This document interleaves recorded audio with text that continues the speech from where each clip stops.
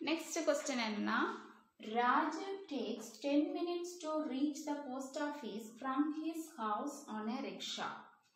If the speed of the rickshaw is 3 meters per second, calculate the distance between his house and post office. So, ராஜுங்கிற பாய் நம்ம இதுக்கு முன்னாடி ஒரு video செஷனில் சல்மாங்கிற girl வந்து அவள் வீட்டில் இருந்து ஸ்கூலுக்கு பைசைக்கிளில் போகிறா. அவள் வீட்டுக்கும் ஸ்கூலுக்கு இடைப்பட்ட தூரம் என்ன, டிஸ்டன்ஸ் என்ன அப்படின்னு வந்து ஒரு ப்ராப்ளம் பார்த்தோம். இந்த ப்ராப்ளத்தில் என்னென்னா ராஜுங்கிற பையன் போஸ்ட் ஆஃபீஸ் அவன் வீட்டில் இருந்து போஸ்ட் ஆஃபீஸ்க்கு போகிறான், ரிக்ஷாவில் போகிறான், 10 மினிட்ஸில் போய் சேரான். அப்போது அந்த ரிக்ஷா ஓட ஸ்பீடு என்னன்னா 3 மீட்டர் பர் செகண்ட். அப்போ அவன் வீட்டுக்கும் அந்த போஸ்ட் ஆஃபீஸ்க்கும் இடைப்பட்ட டிஸ்டன்ஸ் என்ன, தூரம் என்ன அப்படின்னு கேட்குறாங்க. So what is the speed of the rickshaw?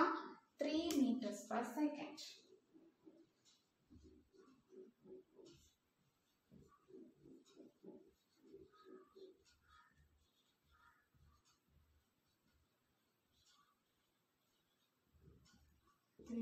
Metre per second. Total time taken, எவ்வளோ டைம் எடுக்கிறான்? Total time taken equal to 10 minutes. இப்போ நமக்கு இங்கே செகண்டில் கொடுத்துருக்காங்க, அதனால 10 into 60 equal to 600 seconds.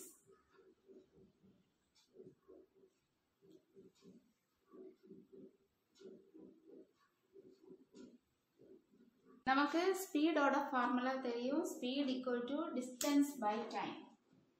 Speed equal to distance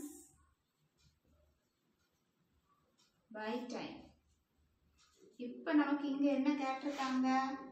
ஸ்பீடும் டைமும் கொடுத்துருக்காங்க, டிஸ்டன்ஸ் கேட்டிருக்காங்க. அப்போ distance equal to therefore distance equal to